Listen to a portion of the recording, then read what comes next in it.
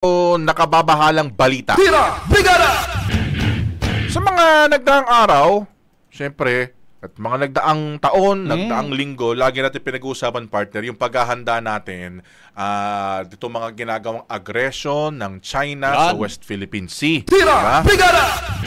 Pero nito mga nagdaang araw ho, mga kabrigada, maliban po sa mga harassment ng Chinese sa mga Pilipino sa sarili nating teritoryo sa West Philippine Sea, abay umigting naman din ho, mga kabrigada, ito pong mga military exercises daw ng China dyan naman ho sa may bahagi ng Taiwan. Nako!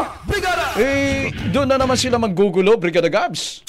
Diyos ko po. Grabe ano na parang nuknuka na sa pagka-insecure ng China. Di ba? Grabe. Masingit ko lang, partner, dahil nabanggit mo yung nuknukan sa pag-i-insecure in China. Alam ba ninyo, balikan natin to pero masingit ko lang, mga kabrigada, na naglabas din ho ng travel advisory ang China laban sa Pilipinas. Talaga? Naglabas ho sila ng travel advisory na pinag-iingat yung mga Chinese, mga citizens nila na nandito sa Pilipinas at yung mga pupunta dito sa Pilipinas. Pinag-iingat ho nila dahil daw sa mga security risks dito sa bansa at tipong yung mga Chinese businessmen daw, yung mga pinag-iinitan ngayon dito. Kasi daw ini-interrogate na, Brigada Gabs. Correct. Diba? Pinagtatanong. Matatandaan natin, di ba, nung mga nakaraan, sunod-sunod ho yung mga nahuhuling Chinese nationals na allegedly sangkot sa pang-espiya. Baka naman yung ibig sabihin nila, Brigada Gabs, mga negosyante, baka negosyanteng tingin nila sa mga pogo operators. Kaya nga, di ba? Baka legit yung tingin nila doon. Pero magtataka ka kasi alam naman nila, kahit nga sa kanila, bawal yung gambling. Di ba? Ewan ko ba dyan sa China na yan. Pero balikan natin ito po sa pinho sa Taiwan, mga kabrigada. Dahil nga ho sunod-sunod yung mga napapabalita na tumataas na military exercises daw sa may bahagi ng Taipei. Pinalibutan na, Brigada Gabs. Partner. Nasa north, nasa south, nasa east ng Taiwan. Talagang parang inikutan na yung buong Taiwan, Brigada Gabs. Nung mga puwersa ng China, mga sasakyan, pandigma, pandagat, panghimpapawid. 100 plus na mga barko, 100 plus na mga aircraft. Can you imagine, mga kabrigada, anong ginawa ng China sa Taiwan? Diyos ko po. Di ba? Pag nakita ho ninyo, mga kabrigada, yung mapa, di ba? Taiwan, ayun yung pinakamalapit na bansa sa atin, sa northern part. Nasa malapit sa Batanes. Napakalapit ho niyan sa Batanes, itong Taiwan, mga kabrigada. Pero alam naman natin, itong dispute, tension dyan sa Taiwan, ilang dekada na ho yan na siyempre idinidiin ng China na sa kanila yung Taiwan, pero siyempre idinidiin ng Taiwan na meron silang sariling gobyerno. At kaugnay ho niyan, mga kabrigada, ang ating Armed Forces of the Philippines, nagkaroon na ho sila ng order, dito po sa ating Northern Luzon Command. Ito po yung mga tropa ho ng militar na nakadestino dyan po sa Northern Luzon, mga kabrigada, kung saan pinaghahanda na ho nila, mga kabrigada. Si AFP Chief Bronner, pinaghahanda na po yung NOLCOM, sakali man ho na, huwag naman sana, na magkaroon ho ng invasion sa Taiwan. Doon sa mga nakikinig, Brigada Gads, parang i-trigger natin yung imagination nila. Pagka West Philippine Sea, di ba, usually nababanggit natin yung Zambales, yung Palawan, parang gilid na parte ng Pilipinas. Kapag ka Taiwan naman, nasa ulo ng Pilipinas. Para mas madali nating partner, hiramin muna natin, Justin, muna natin yung satellite ng Pag-asa. Sige nga, para mas makita ho natin itong satellite image, para mas madali ho ninyong maintindihan, ito pong sinasabi ho namin, mga kabrigada. Sige, i-fade nga natin, Justin, para makita nila. Ayan. Para ho mas madaling ipaliwanag, mga kabrigada, pahiram muna ako ng mouse, kapatid. So ito ho, makikita ho natin, ito ho yung Pilipinas, mga kabrigada. So, dito po sa may western part of the Philippines, dyan po sa may Palawan, yan. Dyan po natin makikita, mga kabrigada, ito pong West Philippine Sea. So, ibig sabihin, ito po yung kanlurang bahagi ng Pilipinas na ito ho yung, yung nakikita ho ninyo dyan, yung hugis dila na yan, ayan po yung kiniklaim ng China na 9-dash line. Kung saan pasok nga ho itong ating exclusive economic zone. So ito po yung sa western part of the Philippines. Na ang nakatutok ko dyan ay yung Western Command naman ng AFP, yung WESCOM. So sa bahagi naman po, sa may northern part of the Philippines, sa mga nakikinig ho sa radyo, pwede ho kayo sumilip sa ating FB Live. Yan, makikita ho ninyo, mga kabrigada, kung gaano ho kalapit yung Taiwan sa Pilipinas.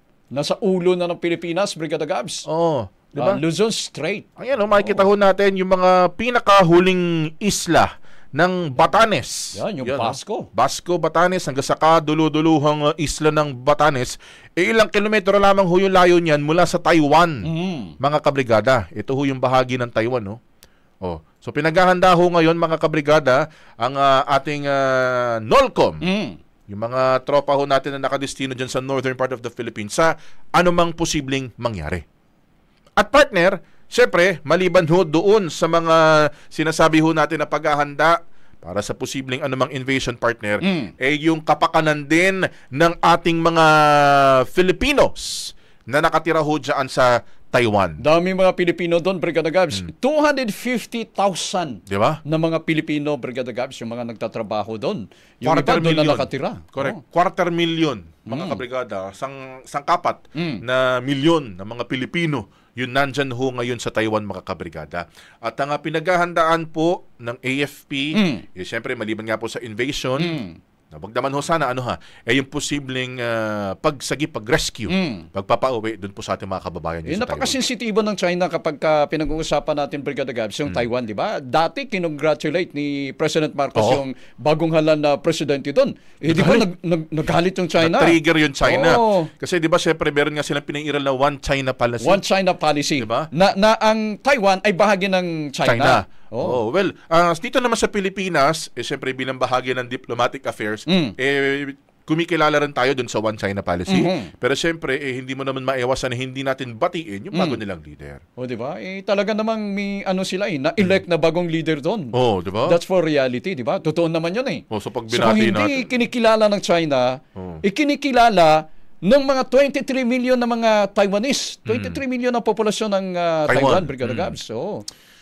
At kaugnay ho niyan, mga kabrigada, pakinggan ho natin yung bahagi, kasi ito pong si General Bronner, syempre doon nga po siya nag-speech ho siya sa harapan po ng Northern Luzon Command. Pakinggan ho natin yung kanyang tawag dito, pahayag dito po sa ating NOLCOM.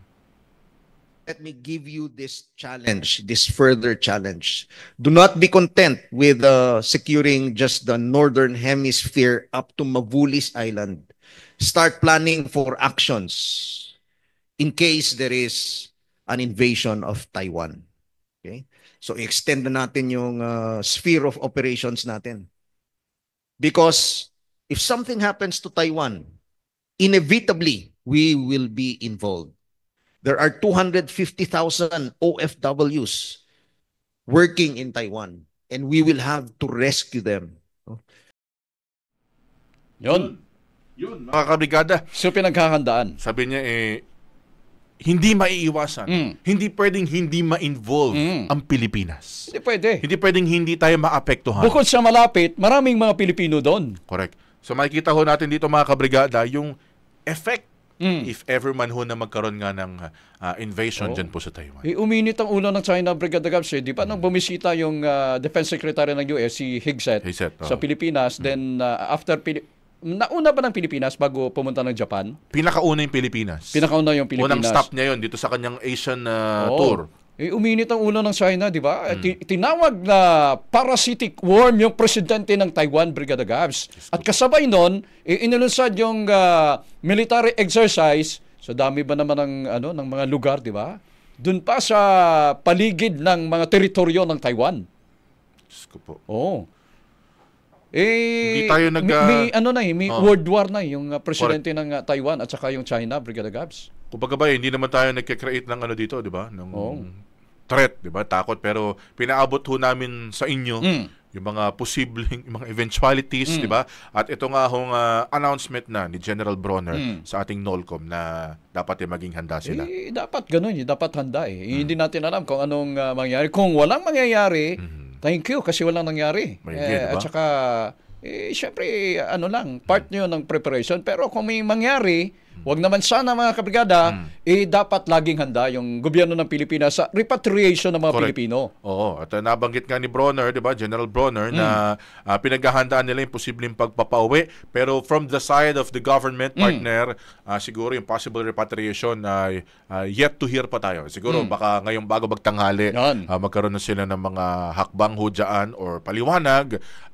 para masabing handa sila sa posibleng repatriation ng ating mga kababayan. Pero napakarami nito, partner. 250,000 if ever man na kailangan pauwiin yan.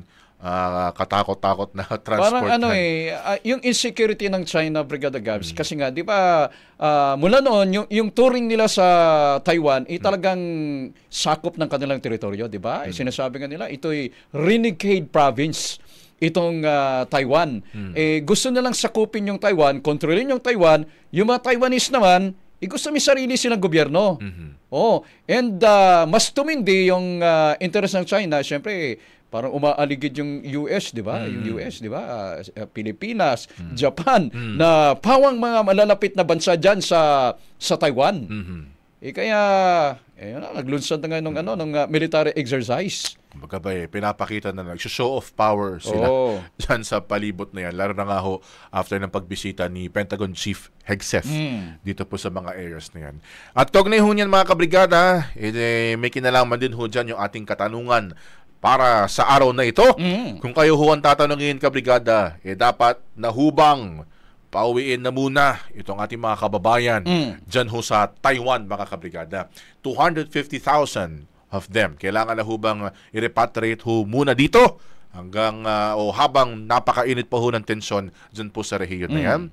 Ating Facebook page, mga kabrigada, bukas na ho yan sa mga nais magbigay ng kanilang mensahe, reaksyon at kuro-kuro. 105.1 Brigada News FM Manila. Babalik pa ho tayo mga kabrigada, ang ating oras, alas 8:40 ng umaga. Ang bahaging ito ay hatid sa atin ng Power Cell Soya Coffee. Masarap araw-arawin.